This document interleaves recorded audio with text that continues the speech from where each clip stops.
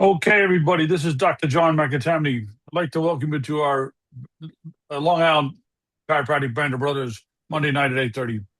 Our speaker this week is a good friend of mine, Dr. Jeff Wack. He practices down in Pennsylvania. He's a Sherman grad, and most notably, he just became the president of the Chiropractic Fellowship in Pennsylvania. So, Jeff, I know you got a lot to say, so I'm just going to turn the floor over to you. Uh, Go ahead. The floor is yours, buddy. Okay, Johnny, I appreciate it. I can't see everybody right now until I stop sharing my screen at the end. So I hope a few of my friends that I forwarded the link to showed up, and just want to let you know how much I appreciate you being able to show up with being able to get through the snow for a Zoom call. That's just excellent. So glad you could make it. And Johnny had touched base with me back last year. I did a talk in October at New Beginnings. Excuse me. And I honestly felt really good about it. And I just, it was one of my more comfortable from the heart kind of talks. And he asked me if I would share it again. So I'm using the PowerPoint that I did back in October. So the first slide that says that Sunday New Beginnings feeling, that's kind of can be translated to any seminar that you go to. If you go to DE, if you go to New Beginnings, if you're a part of the stuff going on out west with Mile High, Sherman Lyceum, whatever, this is kind of like the day after feeling that you get, and I think one of the things I enjoy most about being a chiropractor and attending these events is to realize just how much common ground we all have. All our practices are very different from one another, but we're on the same mission for the same purpose. And when we realize that we're all living parallel lives and we all kind of got the same deep down inner feelings, I think that's what really bonds us as friends, not just chiropractors. I've met a lot of really good people through the years. And I think that's one of the things also with New Beginnings or any other program is how all these people you've seen, over the years. I remember, Johnny, when I first went to New Beginnings, I had been to some other stuff for years with Jim Sigafus. And when he passed, I was looking for a new chiropractic family, and New Beginnings was the perfect fit. And I remember sitting back across the aisle from Johnny every time. And the first few times he was there with me, he was locked into that laptop, man, and he was taking notes. And but Dubell knew that he knew stuff. So every once in a while, when he needed a reference, like, Johnny, what was that with whatever? And you would, bam, he was there. Oh, well, it was from this book, and this is what BJ said, and this is where it came from. Like, wow, look at that. And now look at Johnny. I mean, he's a force at our profession. If it weren't for him, we wouldn't all be here tonight. So it's really cool to see people like that grow. And I think even just the people on this call tonight, you've noticed when they presented on the Band of Brothers call, just how much they've grown and how much more certainty there is in their voice, in their practices, in their lives. And man, that's just a great thing. So I have a picture here of our dog, Reggie. Wrong button. Hang on. There we go. And this is kind of how I describe the New Beginnings feeling on Sunday mornings. You've heard all the fire and brimstone, all the high impact energy stuff. And Sunday is kind of like putting a bow on things. And you kind of feel like Reggie. You're like, yeah, man, this is good. You're all settled in. You pretty much got it. You kind of know where you're going, and everything just feels really good. When you first start going, I think there's a little anxiety on Sunday because you realize you got all this stuff that you should be doing and could be doing, and you're anxious to get back to the office and start it again. But I kind of tend to be like Reggie now. I was on Facebook a while back, and my daughter goes to college in Bozeman, Montana, and I met a chiropractor out there, Kim Maxwell, and I hooked her up with Kim to keep her tuned up. And she had put a post up about level 2 fun. So there's different types of fun out there. And before I explain the definition of level 2 fun, let me just tell you, those of you who know me well know that I'm good friends with Kevin Jackson and Gary Stewart and George Lubertazzo. And we're like the four amigos. We do some trips together here and there and a lot of real good guide time and revolving around the philosophy of chiropractic. And very similar lives that we have philosophically. And a couple of years ago, it was January. Well, it wasn't January, it was December. And Kevin says, "Hey, you want to be the next president of the Chiropractic Fellowship of Pennsylvania?" I was like, "What? President? I don't even know what the president does." And I was a board member, and Kevin just kind of said, "Well, look, we our current president, Aaron, he's kind of tapped out. He's building a new office, and he just really doesn't have the time and energy to put into it. So, since you're a board member already, I'm sure nobody will give us any pushback. If you want to be the president, we'll throw it out there, and I'm sure everybody will agree." And I said, "Okay, great." So, we talk about in chiropractic giving your time, talent, and treasure to the profession. And when I became president of the fellowship, I had no idea what I was getting into. Long story short, like some organizations, the fellowship suffered a great loss of membership throughout the pandemic. And we were down to like 40 members, and we're still not knocking the lights out. But what we did after the first year I was there, it was last January, we decided to break away from a management company. Well, it's an attorney's office. They handle all of our affairs, from membership to lobbying to whatever. So we had to find a way to get all the board members involved so that they would step up and take charge. And everybody now amongst our board is handling all the individual tasks that this office handled. And it was costing us like $2,400 a month. So we were bleeding money. We had to cut the cord, and it was a little bit of a struggle at first. We have everything in place now, and everything's rocking and rolling. And we're also joining forces this year with the Pennsylvania Chiropractic Association, which, it's so funny how people get stuff in their brain and it just sticks. And they just think like, well, we can't even talk to those guys. They're not like us. We're all chiropractors. Their board members are so much different than the predecessors from the past 10, 20 years.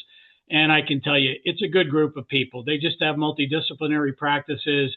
We have a very small group, but we're out there to keep the philosophy alive and protect the sacred trust in Pennsylvania. So we don't have a lobbyist anymore. We just couldn't afford that. And if we can get our membership up, we're going to be just putting funds into an account just in case a rainy day happens and we do need some legal support. But that kind of leads me into, with the struggles and everything, the definition of type 2 fun. Type 2 fun is the concept where the discomfort, challenge, or even suffering experienced during an activity transforms into a positive memory and a sense of accomplishment later. So I'm waiting for that sense of accomplishment to kick in, and it may be a little bit later. It's kind of kicking in a little bit, but I'll fully understand the impact that I've been able to have with the state of Pennsylvania somewhere down the road even more. So that was, I thought, a very good definition. And I think a lot of you have gone through struggles where you've experienced things like this and realized months or years later, like, wow, that really didn't happen to me. It happened for me. I'm a much better person and chiropractor as a result of that. So there's nothing that really gets thrown at you that you can't handle. Even at the time, it may feel overwhelming. And as fate would have it, those of you who have ever spoken at a conference before, like New Beginnings or DE, you know how the speakers kind of come in the order that's just right for whatever that weekend needs. And the universe kind of handles things. So before my talk, a young lady, which I think a lot of you know, Nicole Bonner, got up to speak, and she shared her story, which last year, her husband died suddenly. And I don't know exactly how old Nicole is. I believe she's probably in her 30s. She's got a couple boys, and it just totally devastated her, as you can understand. So Nicole got up there and shared how, she was ready to just pack it in, like everything. She didn't want to practice anymore. She didn't want to really live life anymore. And she really didn't care about doing things with her kids anymore. Her whole sense of purpose had just gone out the window with the sudden death of her husband. And then something came along that was there to protect her. And one day she had this epiphany that, oh my gosh, what the hell am I doing? This isn't the way my husband would want me to live my life now, even though he's not here.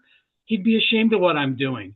This is not who I'm meant to be. This is not my purpose for being on this earth.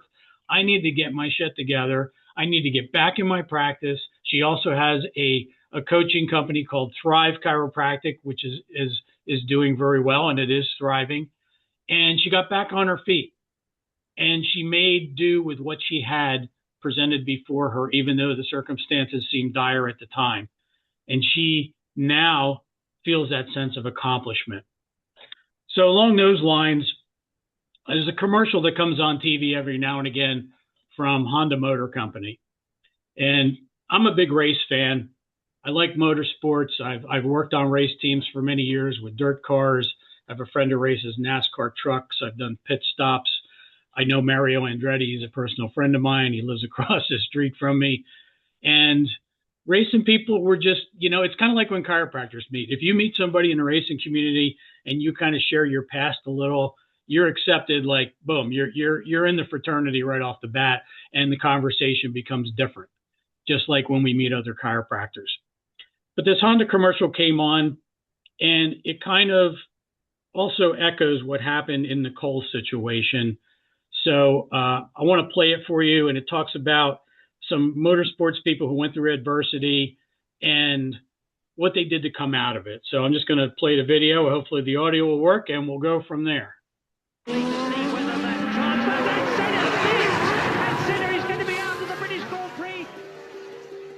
You won't remember my name. This is the last time you will see me at the top. My doubts will destroy my dreams. The more I seem to learn, the more I seem to lose. I want to carry on, but not today. This is the point I give up. But not today. I want to carry on. The more I seem to lose, the more I seem to learn. My dreams will destroy my doubts. You will see me at the top. This is the last time you won't remember my name.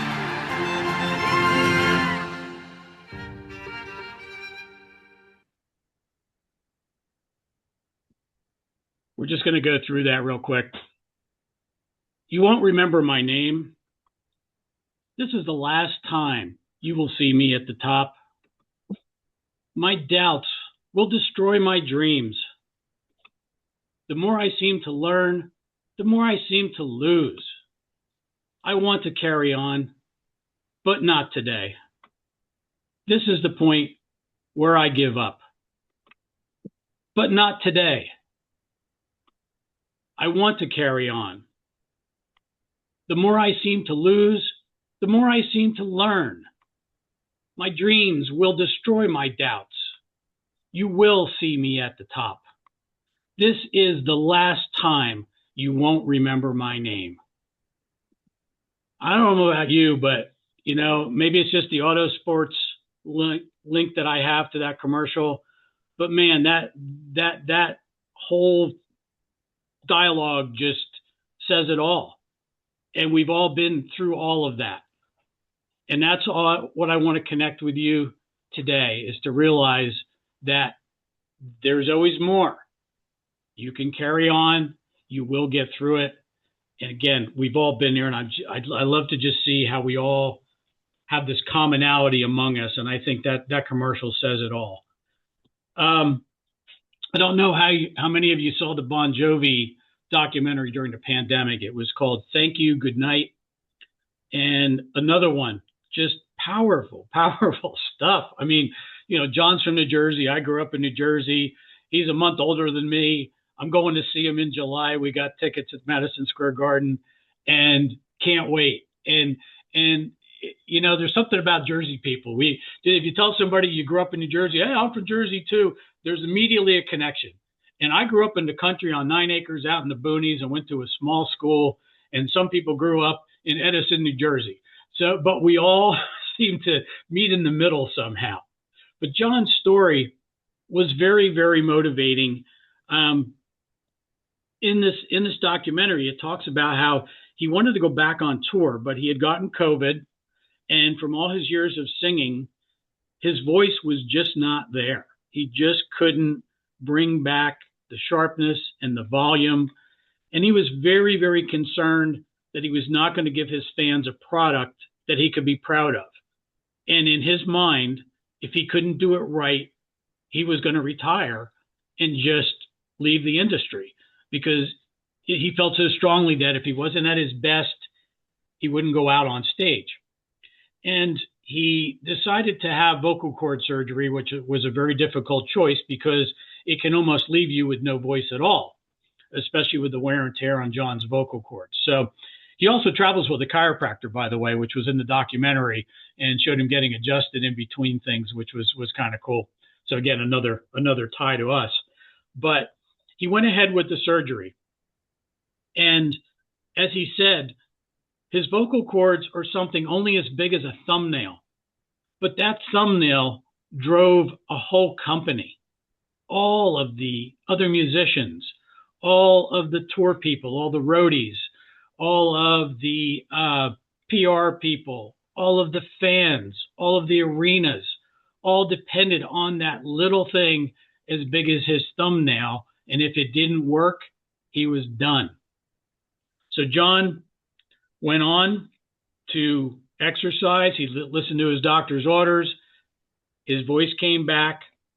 And now he's on tour again this year. And it's kind of like the story from B.J. Palmer that he talked about a subluxation being a small thing. And it starts with a slip on the sidewalk being a small thing. And I won't go through the whole thing because most of you know it. And a slip on the sidewalk causes a subluxation, which is a small thing to that man. But multiply that by hundreds and you affect a small town. Multiply it by thousands, you affect the entire community. Multiply it by 10,000, you affect a city, and so on and so on. So that little thing has such a dynamic effect on the world, and that's why most of us are chiropractors. And when John made his last album before he started to go on tour again, he labeled it, "This house is not for sale." And as you can see, this house is weathered, it's taken a beating, but the roots run deep. The roots are strong. Its foundation is strong. And the house on top may look a little bit disheveled, but it's still strong and it's not going anywhere. So the house kind of stands for the foundation of chiropractic, which is our philosophy. And our house is open for all to come inside and seek comfort and reassurance. And we're not going anywhere. A few words on paper are our foundation and our purpose, but we're every bit as strong as this old house that John put on the album cover. And that's kind of where we're at right now. Our foundation is still strong. We're weathering some storms, and we will get through it. Perhaps not the way that everybody would like or desire, but those of us who are protecting the sacred trust will not let go of that. And the cards are not always for us to deal, but we will do what we can and stay optimistic and stay positive and adjust our patience from the heart with everything we have in our being. So the two thoughts to leave you with from this presentation is to remember that our house, our foundation, our philosophy is not for sale. It shall remain where it is, strong and steady and true to its principles. And make today the last day that they don't remember your name. Go out there with pride being a chiropractor. Serve your people, serve your community, have fun with it. connect with those people personally as well as professionally and change some lives just like we know we can all do. Thanks. Jeff, just as good as when you did it in May. You know, there's an old saying from Dr. Fred Barge where he defines success very simply: to do what I can for what I love with the time that I have. And I thought it was one of the best examples or understanding of success I've ever heard, because it's not measured by any outside thing. It measures from what inside. And that's the big thing, because everything you talked about is inside work for impact on the world around you.